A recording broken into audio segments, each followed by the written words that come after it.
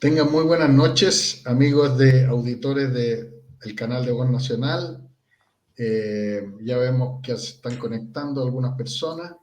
Tenemos nuevamente con la continuación del programa de debate del miércoles pasado, donde nos quedaron varias cosas pendientes de conversar y Jesús Orellana ha tenido la amabilidad de aceptar nuevamente la invitación, siendo él prácticamente de la casa, así que la calidad de invitado está de más. Así que le doy el saludo a Jesús y a Francisco para que partamos con el programa. Jesús. Bueno, muy buenas noches, gracias nuevamente por la invitación, aunque como tú dices, soy parte de la casa, pero había estado tanto tiempo desaparecido que llegué como una visita. Así que hay que entrar golpeando despacito, dice don Osvaldo. No, encantado de participar de nuevo en un nuevo programa. Saludo a todos los que nos van a acompañar en el chat, como siempre, y además con un gran tema, quizá incluso mucho más, que nos puede tocar más directo en la discusión ética y bioética de las consecuencias de lo que hablábamos en el programa pasado, que es de la inteligencia artificial. Francisco. ¿Qué tal? Buenas noches Jesús, buenas noches Pablo. Bueno, aquí estamos listos para comenzar o continuar con la conversación que quedó de alguna manera inconclusa, ¿no? Bueno, le llamamos a este programa un debate sobre el transhumanismo y los neuroderechos. La verdad que son dos neologismos, digamos, que están muy de moda, y que están no solamente muy de moda, sino que en el debate público y en el debate de la ética médica y también con algunas dificultades de, de llamar los conceptos, porque estos neologismos tienen un perfil, tienen una frontera bastante vagarosa, bastante imprecisa, y nos gustaría que Jesús nos aproximara en el, no sé por dónde partir. Yo creo que por los neuroderechos yo partiría para cerrar con el transhumanismo. No sé qué te parece, Jesús. Perfecto. Bien, si quieres te hago una pequeña introducción, porque yo ahí ya se me escapa naturalmente el apellido de este término bicompuesto, que son neuroderechos, ¿no? Porque naturalmente ahí Pablo es la autoridad en la parte del derecho, y yo no sé si soy la autoridad en la parte neuro, pero trataré de dar una explicación.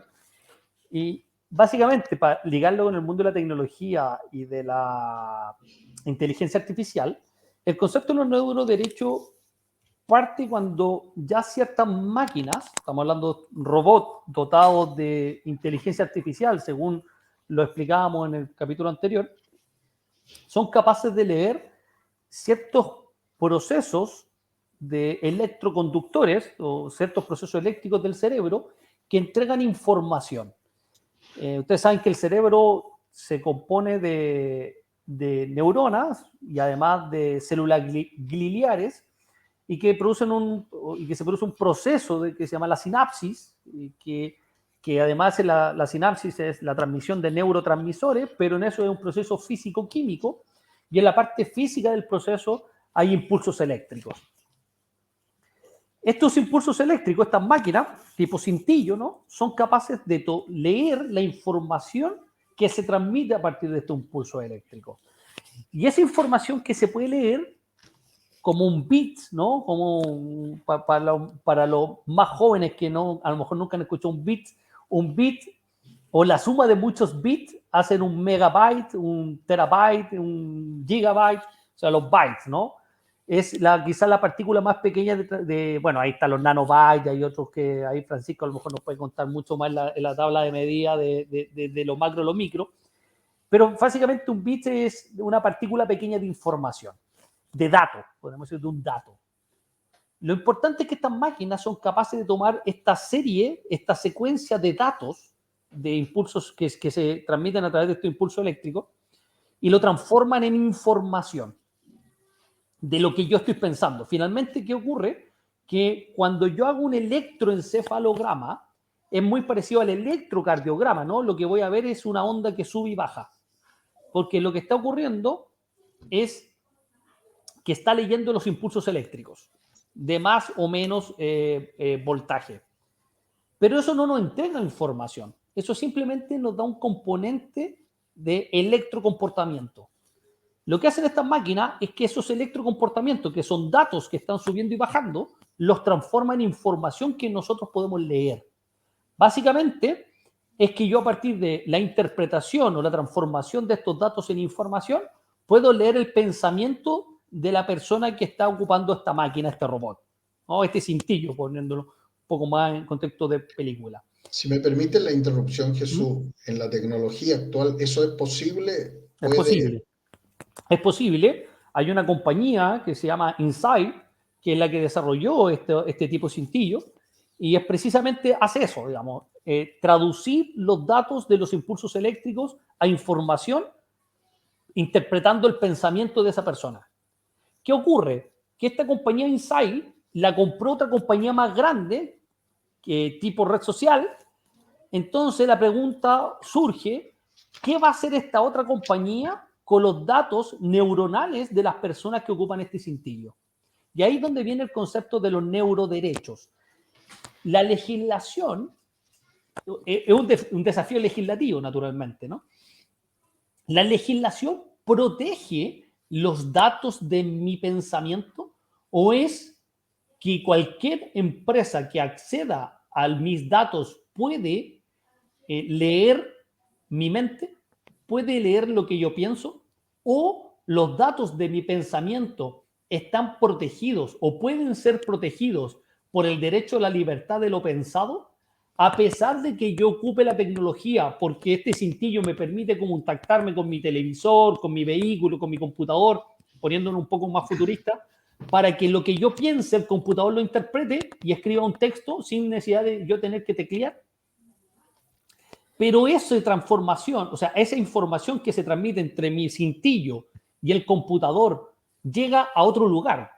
Esa empresa dueña de estos datos puede usar esos datos que son mis neurodatos, que deberían estar neuroprotegidos por el derecho a la neuroprivacidad.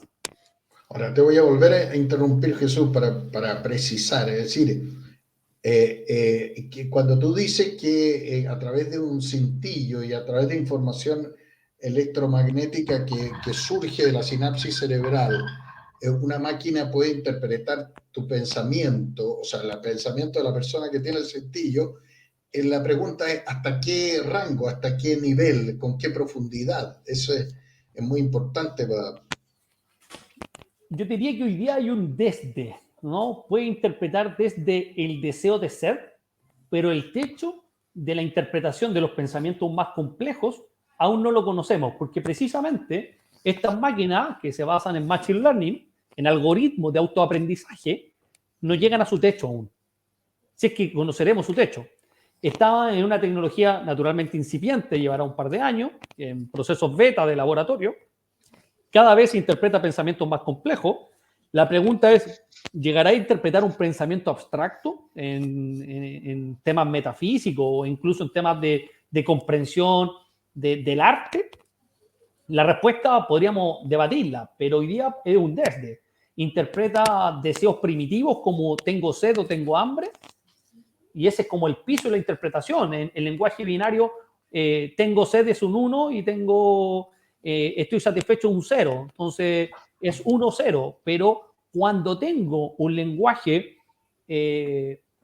verifocal o un lenguaje modal, es decir, la complicación ya de muchos unos y muchos ceros con infinitos 0 y 1 entre medio de cada uno, es que esas máquinas ya se ven al desafío. Hoy día cada vez son capaces de interpretar pensamientos más complejos, mucho más complejos. Pero siempre en base a una alimentación que le proporciona. Naturalmente, yo tengo que ponerme este cintillo para que, muy similar a un electroencefalograma, ¿no? Porque tiene que tomar los impulsos eléctricos, tiene que estar, nosotros somos la fuente del dato. Entonces vamos a estar con unos cables que estamos dándole la fuente del dato y estos datos van a un computador, a un procesador, a un server, a un servidor, donde hay un software corriendo, que el software es el cerebro que está leyendo mi cerebro. Y el software está interpretando todos estos datos que le llegan y los transforma en información. Y ese software está aprendiendo constantemente. Bueno, Porque es una máquina de autoaprendizaje. O sea, pero pongámonos de acuerdo. Si para hablar de un genio, Miguel Ángel ve una mole de mármol y dice, por aquí voy a sacar la nariz del David, por aquí voy a sacar el dedo del David, por aquí, y se pone a trabajar. Mientras la máquina no sea alimentada con los datos que le proporciona el cerebro de Miguel Ángel, no va a llegar a esa sofisticación de Miguel Ángel, no va a ser leer lo que Miguel Ángel. Claro, lo que pasa es que acá estamos en un caso distinto al caso que veíamos la semana pasada de la máquina que sí es capaz de crear algo ex nihilo, ¿no? En el caso de los humanoides o del androide humanoide, que aquel que es capaz de ser una simulación de una persona humana y en esa simulación, ¿qué tanta identidad puede tener con el humano real? Y ahí podríamos hacer la pregunta si ese humanoide es capaz de tener la creatividad artística de un Miguel Ángel sin ser alimentado con datos en tiempo real. En este otro caso, cuando hablamos de los neuroderechos, estamos hablando de una máquina que simplemente está leyendo lo que yo pienso. No es una máquina para crear algo, sino para cada vez leer mejor y con más precisión el pensamiento humano. Correcto. Y entonces, de hecho, lo que se discutió con el presidente del Consejo para el Futuro acá en Chile, el ex senador o diputado, no me acuerdo, Guido Girardi, tenía que ver con esto, ¿no? Tenía que ver cuando él decía, a partir de ahora, la información que importa no está en el registro civil, está en la capacidad de que en la nube estén nuestros datos de lo que pensamos, ya no de lo que compro con la Redbank, ya no lo que compro o lo que transmito en la vida física, sino que cada vez está más cercano al metaverso, ¿no? Donde lo que importa es lo que yo pienso. Y la propiedad ya no va a estar en la propiedad material de mi casa, sino que en la propiedad intelectual de mis propios datos que van a ser los productivos. Porque en medida de que produzco mentalmente, la máquina va a poder, en una impresora 3D, fabricar lo que yo pensé. Sí, sobre eso debo decir como abogado que este tema nació el año 2020, ¿ya? Hubo un proyecto de ley que patrocinaron varios senadores, dentro de los cuales estaba Girardi, estaba para ser más concreto, era Girardi, Goich, Chaguán, Coloma y De Urresti. Y todo nace del pensamiento de un neurobiólogo que se llama Rafael Yuste, que ha llevado a cabo un proyecto llamado Brain, o Brain es que cerebro, mente en inglés, digamos. Y el cuento es que en verdad hay unos colegas que hicieron un análisis muy pormenorizado de este proyecto de ley que finalmente salió abortado, digámoslo de alguna manera. Quiero hacer presente, en primer lugar, que la Organización Mundial de la Salud no reconoce todavía el concepto de neuroderecho y que la Secretaría de Derechos Humanos de las Naciones Unidas tampoco. Es decir, se ha discutido sobre si había consideración de los avances tecnológicos en boga. Es dable pensar que una máquina, un agente externo pudiese sustraer de la privacidad de una persona lo que piensa, lo que está pensando. Es decir, que así como nos describe Jesús, en rigor, lo que podría suceder es una afectación al derecho a la privacidad. Entonces, se ha estimado hasta ahora que no es necesario hablar de neuroderechos porque como una entidad distinta de lo que ya las constituciones y la Convención Interamericana de Derechos y la Convención Interamericana y la Declaración Universal de Derechos Humanos han consagrado, porque baste con el derecho a la privacidad para que aquello que pudiera invadir esa persona, empresa, maquinaria, robot o lo que sea, o quien maneja el robot naturalmente, lo que transgrediría es básicamente el derecho a la privacidad. Ahora, otra cosa es que ya es un tema de ciencia ficción completa, es que se produzca el efecto inverso, es decir, que la máquina insufle pensamientos a las personas, digamos. No sé si quién nos podría decir al respecto, Francisco, sobre esa posibilidad, de acuerdo al estado del arte de la ciencia. Bueno, mira, en ese sentido, con o sin máquinas que hagan estas conexiones con nuestras neuronas de manera directa, ya está pasando. ¿Ah? Justamente se nos influye justamente a través de los distintos algoritmos que se utilizan en las redes sociales como Twitter o Facebook. Y así que eso ya está pasando, ¿no? Ahora, volviendo al tema de los dispositivos mismos que tú habías señalado o mencionado, también ya hoy se puede saber qué es lo que la gente piensa independientemente de los dispositivos. Gracias no tanto a que estemos de alguna manera conectados inalámbricamente a algo, sino que simplemente por la información que vamos dejando en Internet, la información que vamos dejando en Facebook, por ejemplo, la información que dejamos en Twitter. Ya con eso hoy en día es suficiente a través de las técnicas existentes, como las que mencionaron, Machine Learning o también Deep Learning, poder hacer inferencias acerca de las personas. Si tú eres un usuario de Amazon, por ejemplo, y durante una buena cantidad de tiempo has hecho una compra constante, no sé, pues de libros de filosofía, ¿ah? Y resulta que hay otra persona que de manera similar a ti también compró libros de filosofía, pero también, este es un ejemplo burdo, pero esta es la idea, pero además de comprar libros de filosofía, compró, por ejemplo, por internet, eh, un, eh, un libro de física, lo que va a hacer el algoritmo es que quizá a ti también te puede interesar la física, ¿no? Y así en cosas de mucho mayor impacto ya en la vida de lo que es la intimidad de las personas. ¿Mm? Porque hay muchos productos, muchas cosas que están más allá de lo simplemente tema formal o de carácter educativo, ¿no? Eso por un lado, o sea, ya hoy día se puede inferir qué características psicológicas puedes tener tú, ¿ah? Dependiendo también Pero de tú la estás información que hablando tiene de ingresado. un vehículo de masificación, pero propiamente tal, los neuroderechos estarían enfocados a que hubiese una máquina que hiciera el proceso que describe Jesús, pero a la inversa.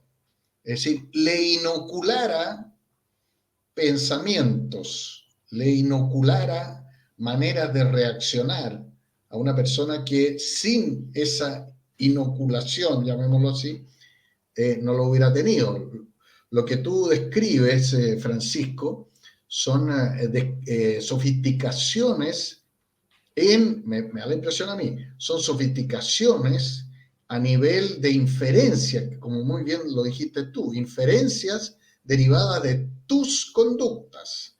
Y eso es un paso más allá de la sociedad de masa, digamos, y un poco del condicionamiento propio de un conductismo psicológico, sociológico, como el cuento de los letreros que habían en Pelotillehue, en la tira cómica de Condorito, tome pin y haga pun. Es decir, me parece que van en esa línea, pero a mí me parece que todavía no se puede hablar de una invasión neurológica. ah, o sea, y de hecho es como estamos hablando de algo totalmente vagaroso porque la tecnología, Jesús nos ha descrito que el outside de la tecnología todavía está en pañales, el inside no existe, es una elucubración de ciencia ficción, no sé qué Sí. opinión tienes tú, Jesús. Bueno, para aclarar un poco quizá algunas diferencias, por ejemplo, con lo que dice Francisco, efectivamente hoy día como opera la tecnología para concluir que si yo compro libros de filosofía y dentro de tal libro de filosofía compré uno de física, se implica por inferencia que también me podría gustar la física. Ahí efectivamente podríamos hablar de una inferencia, pero una inferencia imperfecta, ¿eh? Porque una inferencia por inducción de enumeración, inducción de enumeración simple, en donde se asume con cierta probabilidad que a mí me podría gustar la física porque hay un indicador de muestra que podría o que podría presumir probabilísticamente que a mí me gusta la física. En el caso de los neuroderechos, se protege algo que es mucho más invasivo, porque ahí naturalmente yo, al ir a comprar una librería cualquiera, ya sea físicamente o por internet, como estas aplicaciones, que después por algoritmos saben cuáles son mis gustos, yo estoy entregando datos de gusto de compra, hago listas de preferencias, selecciono, filtro, y esos datos van quedando guardados en las cookies, y las cookies se prestan para hacer lectura de datos y hacer inferencias respecto a mi comportamiento de consumidor, por ejemplo. Pero cuando estamos hablando de neuroderecho es algo un poco más invasivo, simulando los audífonos de Pablo, que está ocupando en este minuto, que simulan ahí un cintillo neurolector. Si Pablo estuviera haciendo un escrito hoy día para presentar en la corte, sin ocupar sus manos, solo su pensamiento, para redactar el texto, ese cintillo no solo está leyendo las palabras que Pablo les está dictando, sino que está accediendo a todos los input y output, pero en este caso más los output electromagnéticos o de impulsos eléctricos que produce la sinapsis cerebral. Con lo cual, la máquina filtra cuál es la redacción del texto, pero accede a todo el resto de los datos. Y la pregunta es, ese resto de los datos que son parte de comportamiento primitivo, como por ejemplo, estoy redactando el texto, pero me dio sed, entonces la máquina accede a tu deseo de sed, que lo pensaste también, pero cuando redactaste una frase, esa frase a Pablo le recordó cuando estaba en su juventud en la universidad con un profesor que le dijo esa frase que no está expresada en la redacción del texto, pero ese recuerdo, que es un pensamiento, la máquina accede también a ese pensamiento y luego Pablo se recuerda que no apagó la olla que la señora le dijo que tenía que apagar porque dejó cociendo las papas, tampoco va en el texto, pero la máquina accede a ese pensamiento. Entonces, hay una invasión a la lectura en tiempo real del pensamiento, que es la pregunta si se debe o proteger o no, más allá de lo que yo accedo libremente. Cuando decido colocarme este cintillo para conversar con mi computador y que redacte un texto en base a lo que yo voy pensando, pero hay pensamientos laterales que no son parte del texto al cual la máquina tiene acceso. Se lo va tragando, digamos. Claro. Sí. ¿Y Ahora, qué yo quería contarle a los auditores de que el proyecto de ley fracasó. ¿Ah? El proyecto de ley fracasó. Se tradujo simplemente en la adición de un inciso en una norma constitucional, que es el artículo 19, número 1, que es el derecho a la vida, donde se describe de una manera bastante lamentable, para decirlo en buen castellano, la reacción se las tengo que leer porque la verdad es que dice: el desarrollo científico y tecnológico estará al servicio de las personas y se llevará a cabo con respeto a la vida y a la integridad física y psíquica. Eso nos abre las puertas de otro tema que quería abrir, digamos, el CRISPR, que es un tema aparte.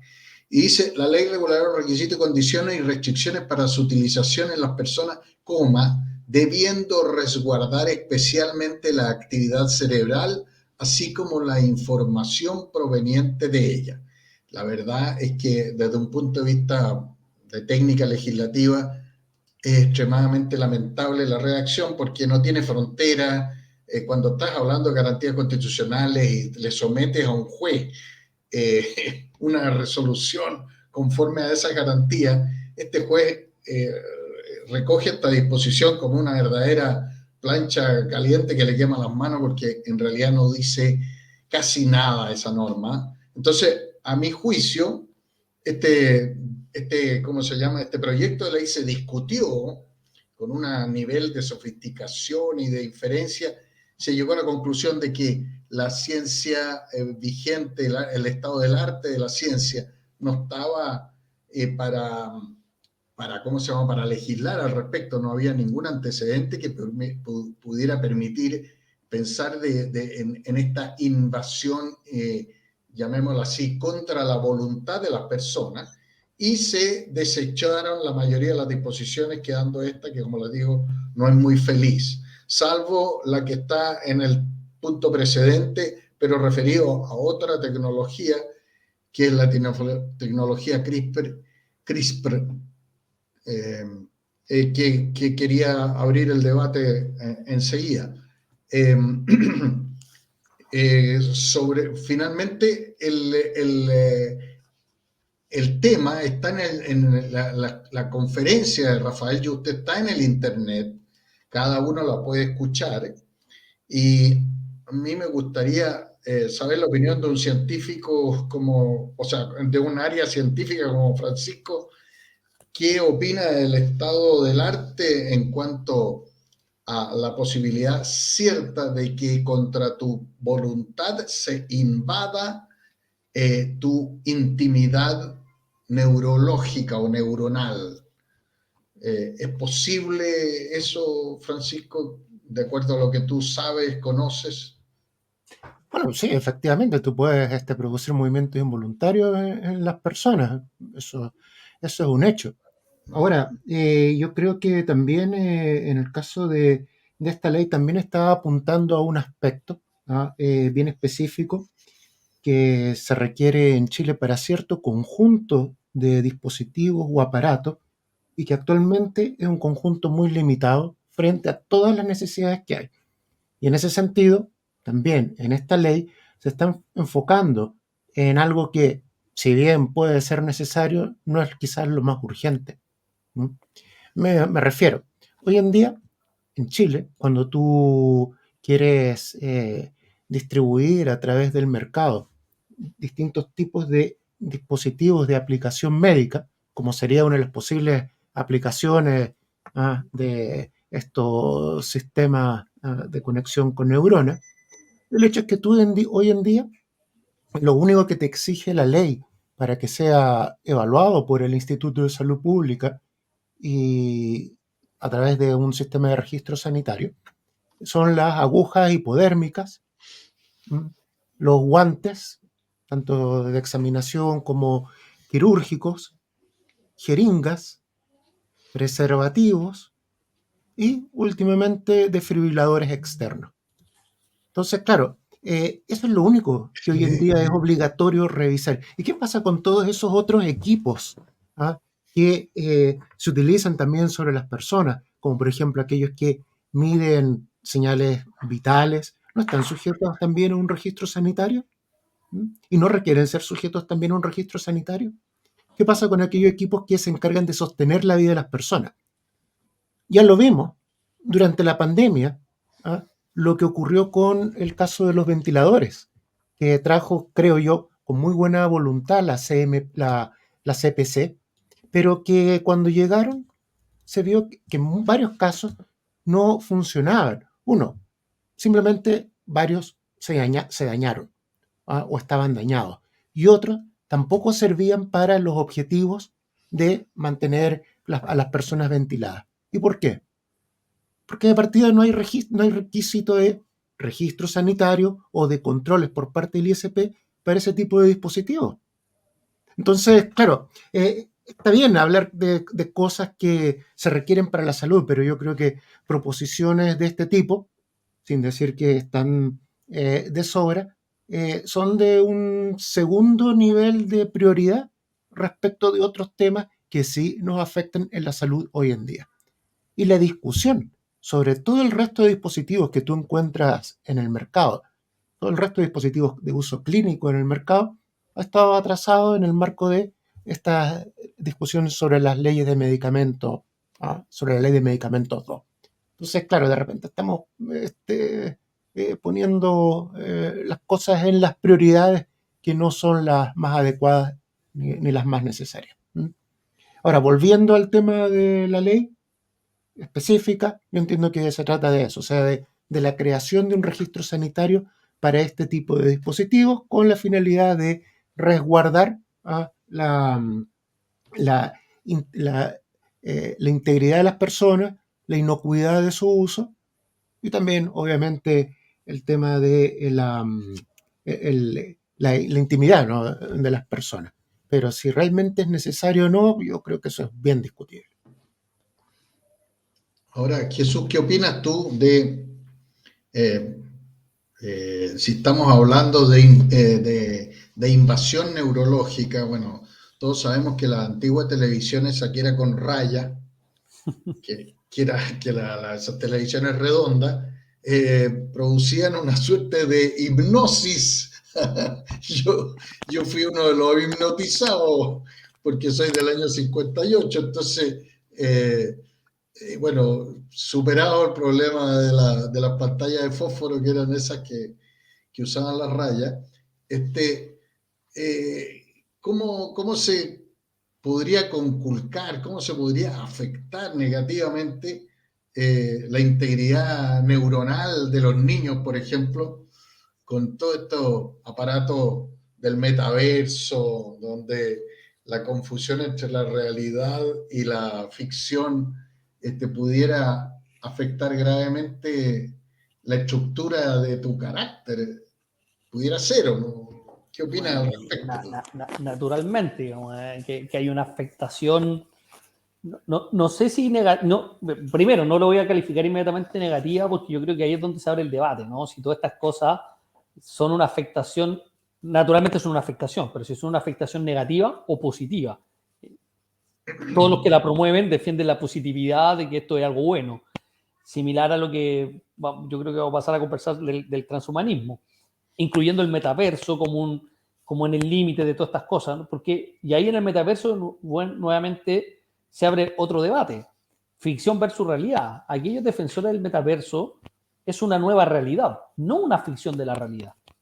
Porque el proyecto del metaverso es que yo, a partir de este avatar, puedo seguir en una nueva realidad haciendo lo que hacía, pero mejor. Y con menos costos para mí y para incluso los medios de producción.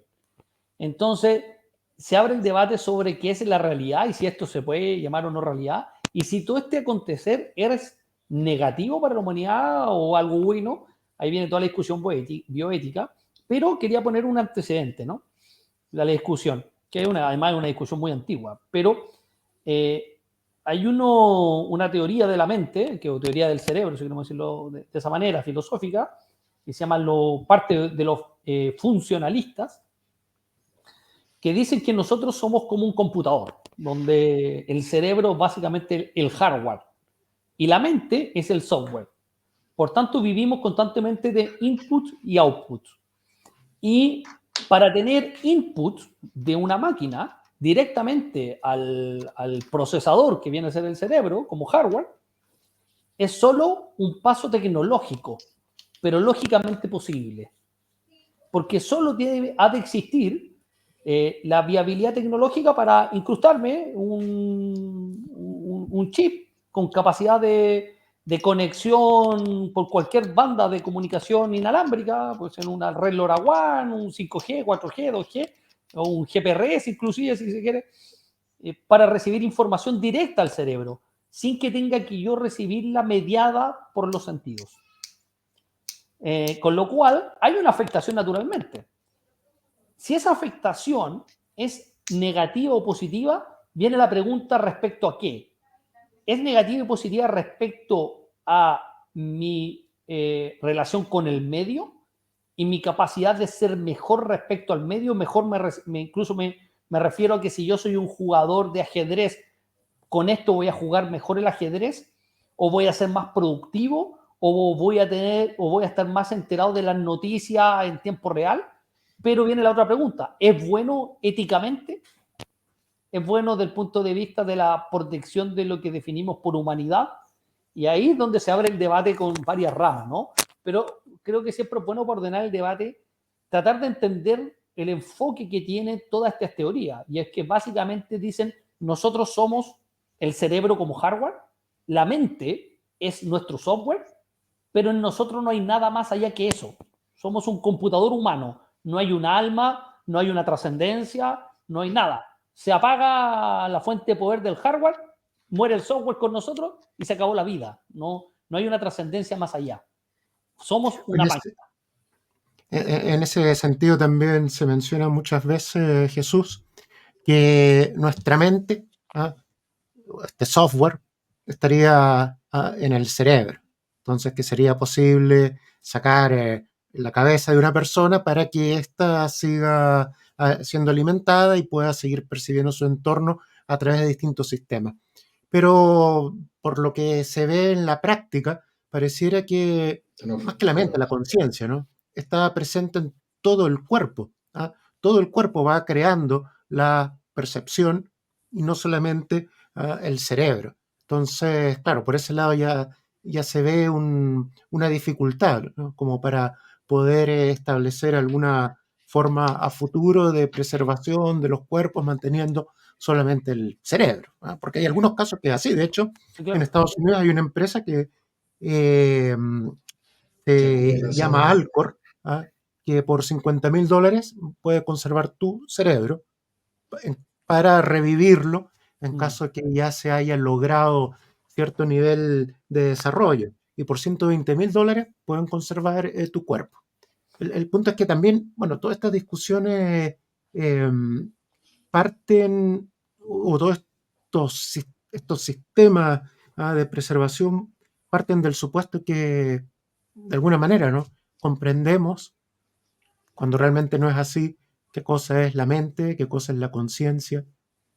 Bueno, ahí déjame complementarte, Francisco, porque efectivamente está todo el concepto de la conciencia somática, que comprende a todo el cuerpo, y la importancia incluso de la interacción con el medio de todo el cuerpo para nuestra propia percepción. Y efectivamente la percepción o la sensopercepción, en términos un poco más precisos, ¿no? Porque la percepción es la información que recibo de la sensación que viene capturada por datos de los sentidos, ¿no? Y sin embargo, estas teorías de carácter fisicalista, es decir, reduccionista, porque reducen la mente y el cerebro a uno solo, y que nosotros no somos nada más que nuestro cerebro, efectivamente tienden a pensar que lo que vale de nosotros es el cerebro. El resto es simplemente el vehículo conductor de nutrientes y de supervivencia en un mundo agresivo, porque tenemos que caminar, trasladarnos, y eso el cerebro por sí solo naturalmente no lo puede hacer.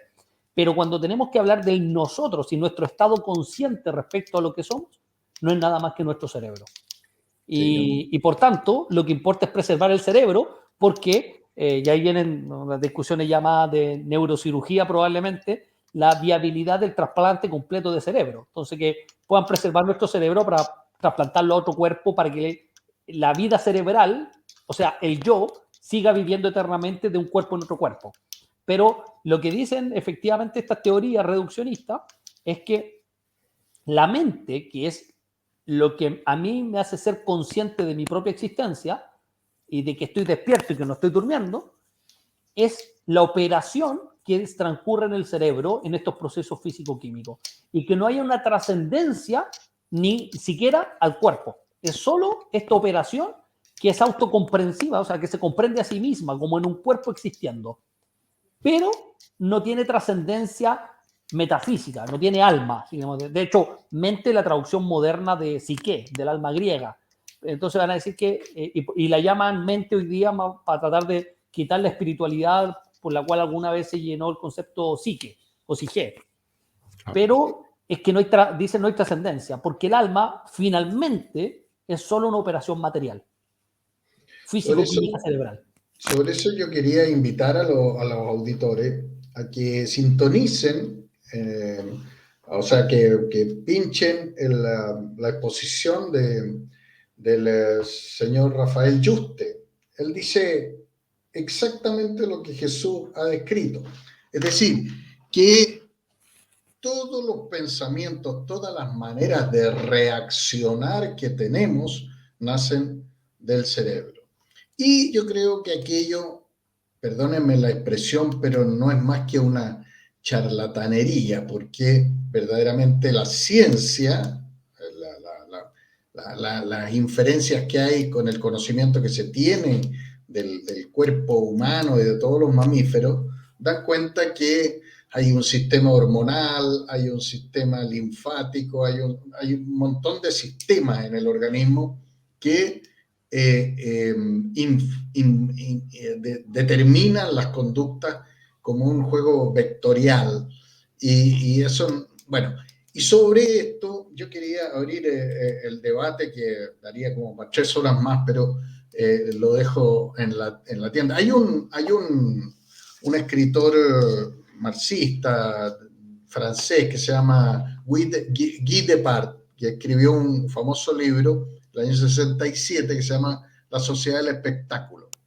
¿Ya? Y en este libro Debord establece varias tesis al estilo marxista, digamos, igual como las tesis de Feuerbach de Marx. Y se queda un poco pegado, hay que decirlo, se queda un poco pegado con el tema de la mercadería. Bueno, pero sin perjuicio hay que rescatar de las ideas de Debord, que vivimos efectivamente en una sociedad del espectáculo y la ciencia, la política, las comunicaciones sociales se tienden a mezclar en una suerte de espectáculo, como serían los matinales en términos muy vulgares, digamos, pero a nivel científico también se dan estos personajes mediáticos como el dueño de Microsoft, etcétera, donde son cerebros supuestamente poderosos que nos alertan de lo que viene, como Yuval Noah Harari, que es un mediático autor de varios libros que yo los considero muy rudimentarios en materia filosófica, que en definitiva nos dicen una idea, nos tratan de transmitir una idea a fuerza. La ciencia va avanzando, la ciencia todo lo va a conocer, la ciencia funciona a través de máquinas y curiosamente todo esto lo financian los que construyen las máquinas. Quiero decir con esto que hay un pequeño tufo en todo este relato mediático de la irrupción fatal del transhumanismo, de la neurociencia, etcétera, etcétera. Hay un tufillo a tratar de vendernos la pomada de ¿cómo se llama? Había un charlatán famoso en el Centro Santiago que vendía la viborina, que era decía, no, a usted le duele la cabeza, no se tome eso porque va al estómago, échese la viborina aquí en la cabeza porque con eso se le va a solucionar el dolor de cabeza. Por eso nació el cuento del vendedor de pomada, digamos. Entonces, hay también una presencia de lo que yo llamo, o sea, que la ciencia política llama el turbocapitalismo en esto, donde hay un interés de irrumpir con productos que inmediatamente golpeen en el mercado porque haya una población totalmente sensibilizada a una idea fuerza de que esto se viene, que va, que no hay nadie que lo pare, etcétera, etcétera. Y yo creo que en ese relato un ex político como el senador Girardi es un agente activo, porque después de hablar de la neurociencia o de los neuroderechos pasó a hablar del metaverso, etcétera. Entonces, se entronizan estos científicos con estos políticos, con estos empresarios en imponer un relato. No sé cuál es la opinión que tienen ustedes, estimados contertulios, de esta idea, pero yo creo que estamos aquí en una extensión de la sociedad del espectáculo en cierta medida, y que la ciencia está muy, pero muy lejos de invadir estas privacidades que son tan caras como la intimidad del pensamiento. No sé qué te parece. Yo creo que ahí hay dos cosas, Pablo. Uno sobre la ciencia misma y la segunda sobre la ciencia como espectáculo, ¿no? Uno, el tema este de la ciencia ya lo conversamos hace como 2 capítulos atrás, que está la falsa idea de que eh, cuando en las personas, de que cuando escuchan que un reporte científico ha indicado algo, eso es una verdad absoluta. Y eso no es así. ¿Ya? Un reporte científico, sobre todo de un área de frontera, un área nueva, siempre va a estar sujeto a la revisión, al debate, y si ha llegado a ser publicado, también ha sido el resultado de un consenso entre varios científicos donde han acordado, sí, esto es relativamente coherente, ¿no? Esto es plausible y ha sido publicado. Pero un estudio científico por sí solo, un puro estudio científico, no es una verdad absoluta, pero lamentablemente la gente lo tiene muy internalizado como tal, gracias en parte a, puede ser la prensa, lo mal que se enseña en los colegios, no sé. Y lo segundo de la ciencia como espectáculo, bueno, ahí me estoy acordando cuando años atrás, en la revista Time, apareció el presidente de las Naciones Unidas hundido en el agua. Fue una fotografía tomada en una de estas islas del Pacífico, no me acuerdo cuál era, si era Tuvalu, Tonga, Vanuatu, no sé, pero aparecía, ¿ah? Él vestido con un traje formal, eh, dentro del agua, el agua que le llegaba hasta las rodillas, para concienciar o concientizar, no sé cuál es el verbo apropiado, pero como para generar preocupación sobre el tema de la subida de los niveles del mar. Y claro, en realidad, a lo largo de los años, la superficie útil en las islas del Pacífico, que es el lugar donde este señor se tomó la foto, ha ido aumentando. Y no hay ninguna evidencia concluyente de que por el cambio climático esté subiendo el nivel del mar. Eso lo dice inclusive el informe del panel intergubernamental del cambio climático. Ellos lo indican allí. No hay una evidencia concluyente. Entonces, claro, esto de la ciencia como espectáculo, de alguna manera uno lo ve muy ligado a los medios de comunicación, y también a la industria periodística. ¿Qué opinas tú, Jesús, de este fenómeno, Yo te de esta quería, invasión mediática? quería complementar con otros dos textos. Estaba precisamente recordando un poco los años de publicación para ponerlo ahí en lo que vieron los autores. Y efectivamente, el texto la Sociedad del Espectáculo de Guy Debord es algo que hoy día, sobre todo, uno puede apreciar en la política, ¿no? Porque esta lo publicó por ahí por el año 68, si no me equivoco, 69, en donde él ya veía que como medios de consumo, la sociedad se había transformado ya en una sociedad de consumo, pero consumo de todo, no solamente de bienes particulares, sino que todo se vendía como un bien de consumo. Y para poder venderlo, inclusive en la política, tenía que ser por medio de un espectáculo. Porque daba todo este fenómeno que se estaba dando a través del cine. Y de cómo se contaba un relato a través de un espectáculo que terminaba siendo un bien de consumo. Y la sociedad terminaba siendo todo un espectáculo. Pero posteriormente, y complementando aquello, yo creo, en una visión muy similar está Jean Baudrillard, que en el 77, si mal no recuerdo, publica un libro que es Cultura y Simulacro, y que hace todo un estudio en Las Vegas, como ciudad del simulacro, en donde ya va a aventurar de que más que conocer la Torre Eiffel y la Rocallosa, preferimos ir a Las Vegas porque en una esquina conocemos la Eiffel y la Rocallosa. Entonces estamos más felices viviendo la simulación de la realidad que la realidad misma, porque la simulación además es exagerada en un espectáculo. Entonces vivimos en esta sociedad de consumo ahora motivados por la simulación de la realidad, que es más emocionante y además más cómoda, porque no tengo que desgastarme subiendo la Rocallosa, ni tengo que viajar a París para ver la Eiffel, sino que tengo todo ese mundo de sensaciones y placeres al alcance de lo que pueda pagar a pocas cuadras. Entonces me muevo en la comodidad, viviendo el 100% del placer, en el máximo de los beneficios de los placeres.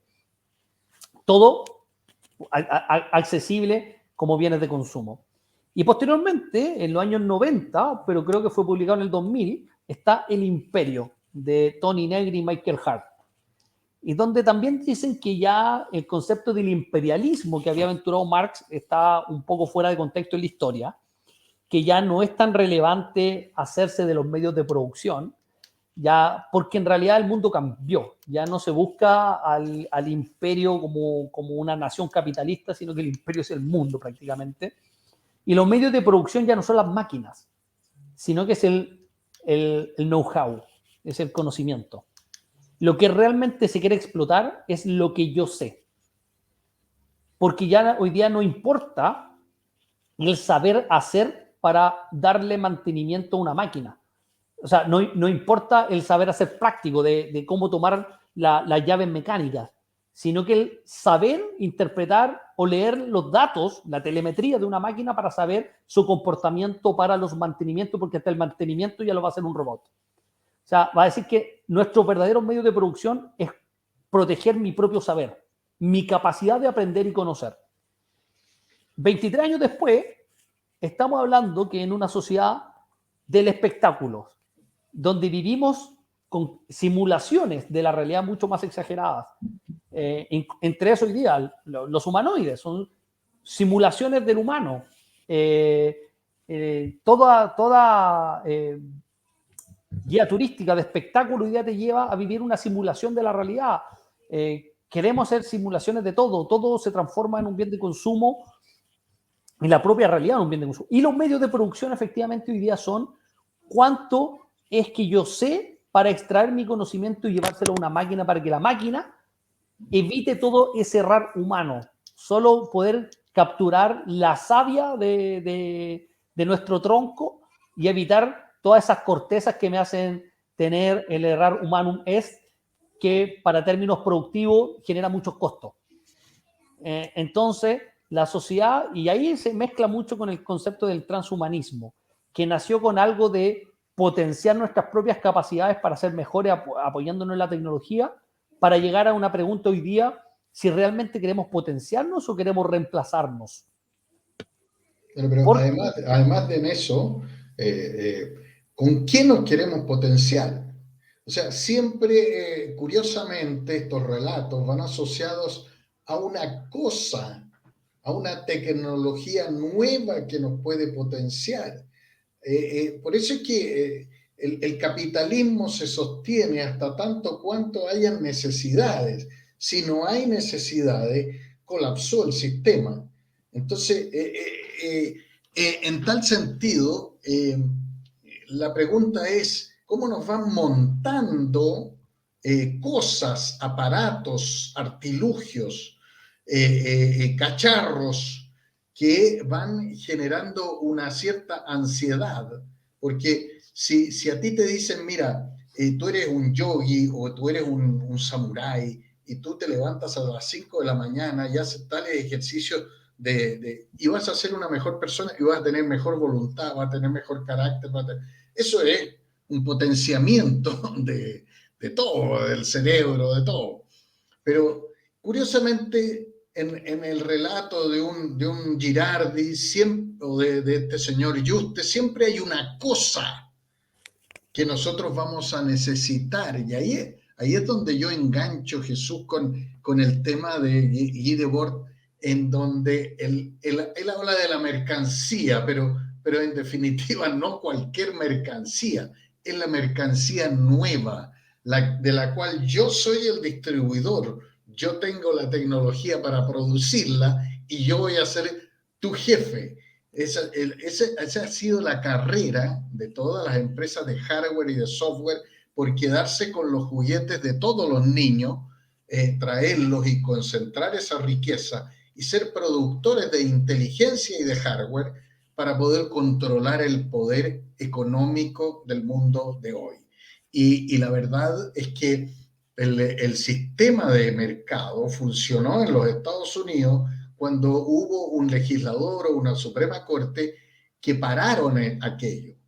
Y hace mucho tiempo que no lo han parado. Y esta concentración de poder que se ha generado en las grandes empresas de hardware y software, que cada vez son más concentradas, uno tiende a sospechar de que estemos siendo definitivamente manipulados por una campaña de hacernos creer que la realidad es lo que la realidad no es. Y para terminar, solamente muy cortito, es decir, y la porfiada realidad, como dicen, se manifiesta en angustias, en ansiedades de la población, en malestar de la población.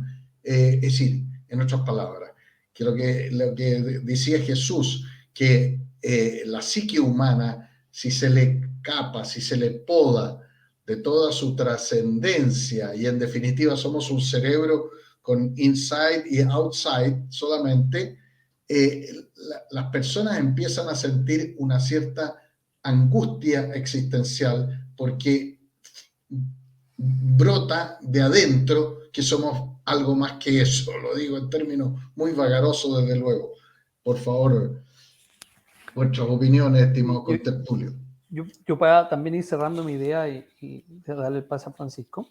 Como hemos citado puros autores marxistas, voy a citar otro más, porque después van a decir se convirtieron en marxistas los de Voz Nacional, citen a puros, pero para rematar, ¿no? Es que yo creo que esto en otro programa se puede discutir qué tan marxistas son, no en su formación, sino que al momento de escribir y qué tanto apego tienen en el materialismo dialéctico y todo lo demás, pero yo creo que tienen una formación marxista, pero se alejaron muchísimo de ella, no por eso son buenos, pero podríamos cuestionar eso.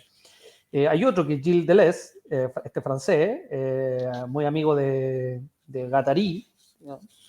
Pero que tiene una cosa bien interesante, no he explicado la teoría en otros programas, pero con la codificación y la recodificación y la descodificación de la sociedad, etcétera, ¿sí? Nos vamos viendo con el avance de la tecnología, el capitalismo logra recodificarse cada vez que hay una descodificación. Y lo voy a llevar al siguiente caso, a ver si es que se logra entender, pero para también ponernos un poco... se olvidó el término, pero un poco paranoico, ¿no? Un poco teoría de la conspiración. Hace décadas atrás, quizás lo más importante en términos geopolíticos era el grano, el alimento, ¿no? Los granos, la capacidad de cultivo, porque había que cuidar la alimentación. Después se empezó a hablar del agua, porque naturalmente el agua sumamente importante para la supervivencia y dado más allá si es verdad o no, que también es tema de otro programa, la escasez del agua dulce producto del calentamiento global es cada vez más escasa, producto de la tecnologización de la medicina también es cada vez más precisa, el avance farmacológico ha hecho que podamos erradicar mayores enfermedades simples, con lo cual la esperanza de vida aumentó, es decir, disminuyó la tasa de mortalidad, pero producto también de la sociedad de producción y de consumo en la que vivimos, descendió la tasa de natalidad porque no se fomenta el concepto de la familia y la reproducción, con lo cual tenemos personas que viven muchos años, se envejecen, son menos productivos, pero van a morir en algún minuto, y cada vez nace menos gente. Si lo llevamos en línea exponencial a quizá 1 o 2 siglos más, como piensa generalmente la gente que gobierna el mundo, el grano no va a ser tan importante y tampoco va a ser tan importante el agua. Pero hay otras cosas que son importantes para tener el control. Y es el control de la fuente y la capacidad tecnológica. Ahí podemos hablar del galio, del germanio, elementos raros, poco conocidos, pero altamente cotizados, porque de eso depende la fabricación de microchips. Entonces, cuando hoy día se habla de posiciones geopolíticas, estratégicas, y nosotros estamos pensando que quieren el agua, no, hoy día quieren tierras raras. ¿Y por qué quieren las tierras raras? Porque allí está el que va a comandar los próximos 100 años en la tecnología. Porque entre más aumenta la tecnología de hardware, más posible es potenciar software. O sea, porque un gran software demanda un gran hardware. Con lo cual, a mayor hardware, mayor capacidad de procesamiento de un software y, por tanto, más potente la inteligencia artificial y menos humanos necesitamos para producir la vida, o sea, producir lo que se necesita para la vida de unos pocos. Y esos pocos ya no necesitan tanta agua y tanto grano como se necesita hoy día. Entonces, hoy día el mundo se va recodificando hacia otro escenario, hacia comandar la base tecnológica para tener el control de las inteligencias artificiales que van a producir las comodidades del mundo para unos pocos. Y esos pocos ya no van a necesitar ni tanta agua ni tanto grano, porque van a ser muchos menos. Con eso quería terminar mi participación. Francisco. Sí, no, quería agregar a lo que indica Jesús, que de todas formas este proceso de eliminación, supuesta eliminación de las personas del ámbito productivo, tampoco es tan inmediato. O sea, no es fácil llegar a reemplazar a las personas en el ámbito industrial. Porque antes que la automatización hay una etapa, todo un proceso, que es la normalización. Y por normalización me refiero a las normas, a los documentos que especifican las características de productos, procesos, así como también de servicios. Y estos documentos, las normas, los estándares, son documentos que reúnen el conocimiento especializado de muchas personas y también el acuerdo especializado de muchas personas a nivel mundial. Entonces, llegar inmediatamente a esa fase, que es la que que vemos como amenaza de la inteligencia artificial, no es tan inmediata. ¿Ah? Y el tema de normalización en un ámbito productivo es bastante complejo. Cuando uno habla de normas, normalmente la gente piensa en la ISO 9001. Bueno, yo estoy hablando de otras cosas. O sea, la ISO 9001, junto con otras normas de gestión, son una 1.000.000.000ª parte de todo el conjunto de normas que existen en la industria que posibilitan la existencia de productos.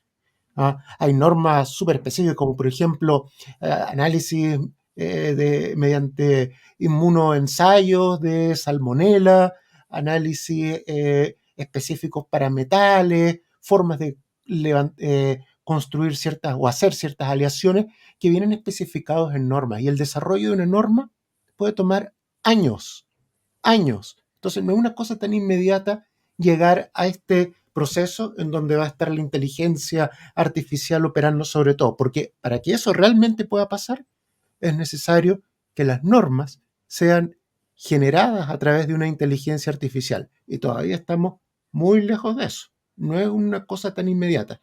Quizás en el año 2500 pueda ser así, pero en lo inmediato lo dudo mucho.